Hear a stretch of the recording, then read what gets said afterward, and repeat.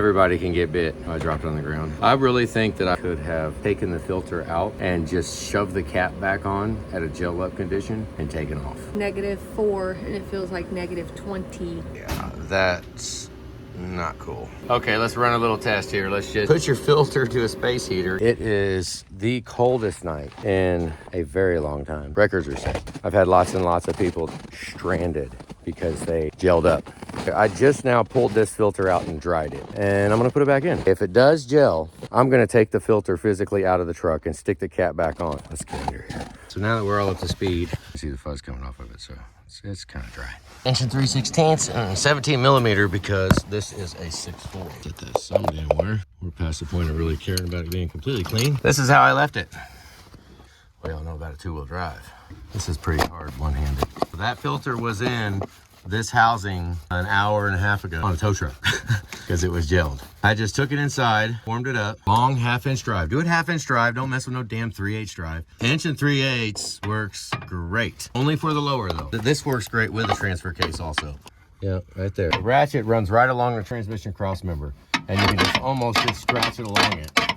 It's so fast, especially if you have both hands. All right, let's get out from under here. So you're gonna go out in the cold, even if you did have fuel filters changed. Let's listen.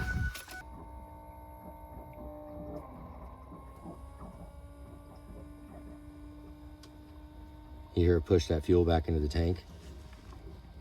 It just emptied the return now.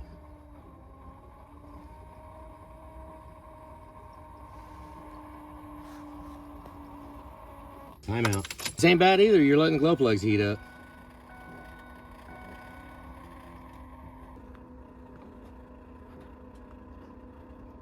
There's no way it's primed. I should probably try it though, huh? Let's do it one more.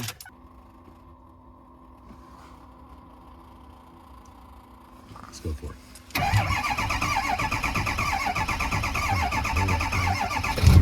Oh, I turned the key off right as it fired. Here we go, let's try it again.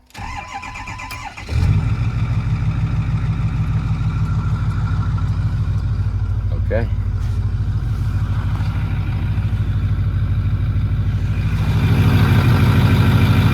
This has sketchy injectors, injector knock, it's got all kinds of going on. I put some heat in, it's gonna be real cold tonight, and I really do not want to leave a gelled truck. Having something broke that's pretty easily fixable, I do not feel as grounds to let it sit and be broke. But you hear it missing. It needs to idle up.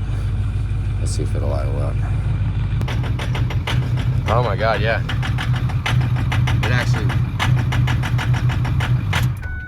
It actually was doing that. If I take the idle up just a little, right there, it'll pretty much hold it like that and be good. 343,000. This engine has not been taken apart. And at 300,000 is when it got rid of the it's at 43,000 of those miles were happy. After it's already wore the heck out. Probably had some stuff done, but it's not built, not studded, it's leaking oil, it's all kinds of.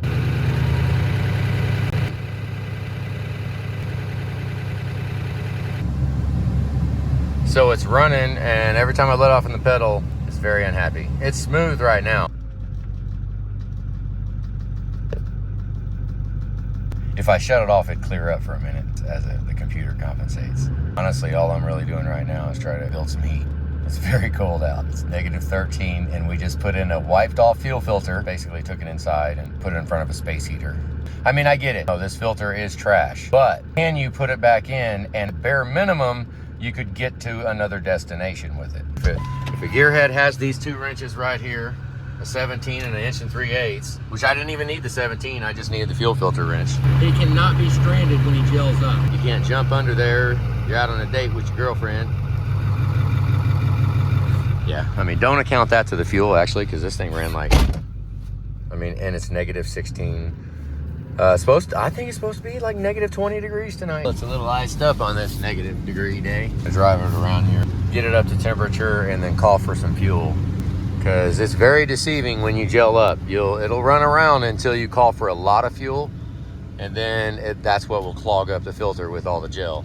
You could be completely gelled up, and before it actually starves the engine, it could still get enough through the filter to idle and to drive on normal operation. You're about to gel up and you get on the freaking highway, you're already on the get-on ramp. You're already up there, and you're not gonna know until you like get up, get too far. You're at the point of no return. You're grabbing gears, you're getting ready to speed up on the highway, and you're calling a lot of fuel, and then it clogs up, and bam! I'm gonna turn around and go back now and do a little run. If it does die, we're coasting to the house.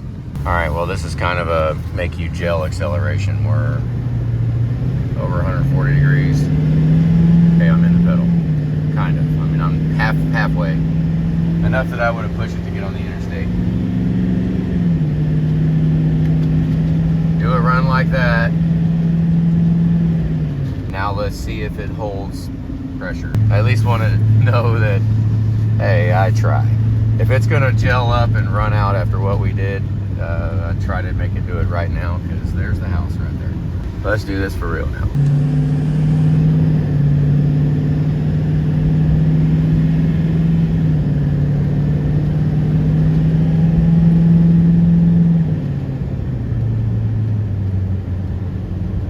Check engine lights on. I didn't even bring the scanner because it's so cold out that I have to worry about the scanner in case something happens to the truck. So, you know, most of this, whatever issues that might arise, I mean, we'll see. We should be able to handle it. This Cal hood is probably doing us no service. I should shove some. We're getting a little more temperature. I haven't got on the highway yet. It's almost up. Operating temperature, just about. Which is promising. At least it's building heat. Steven's truck had a lower radiator hose freeze. It said it was like -20. Yeah, guys, we're pushing that. And who knows if there was some kind of dilution of, you know, it's a company truck. We're rolling. Temperature is built up. Let's just see if it putters out on it. Right back here is where I gelled up, about 400 feet behind us. So I made it further than I did last time. Oh, hell, it's warmer than I thought. It's only -5. Supposed to be at -10 tonight for a low. Getting pretty close to, I mean, honestly, everything is just unhappy at those temperatures. Like, there is no diag. Don't try to diag anything that cold. You just, if you have to take a truck or you need to drive, then, I mean, you just try to make it through it. Okay, because we're outside of the normal operating range of these vehicles. Driving around -10 degrees outside. Well, okay. Shove it back in the truck.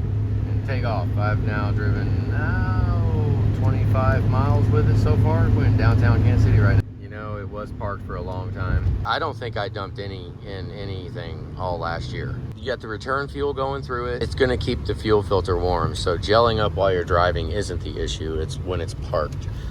And man, if you can have some way, like maybe even throw a drop light on the stupid -10 degree nights. A simple old school drop light, and set it on top of the drive shaft right next to the fuel filter. Keeping it at least to where it's not gonna be frozen freaking stupid cold. It's just sitting there and sitting there and sitting there and sitting there, and then you go trying to pull as much fuel through it. Yeah, this stuff don't work.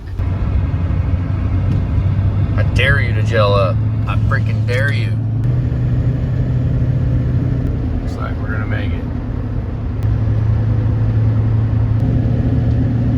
Probably 40 miles. If it would have gelled back up, pulling out the filter, throw the heat on in the truck, warm up the filter, and then put it back in the truck and keep driving. I opened the toolbox to get a wrench out of it, and all the snow. It had snowed, a real heavy wet snow, and then it froze back, so it's just ice. It's gonna be cold for the next week. The bed is about to fall off of the lift gate, and having all this snow in is greatly exacerbating it. It's falling down. It's an old rusted water truck, so it needs a new bed.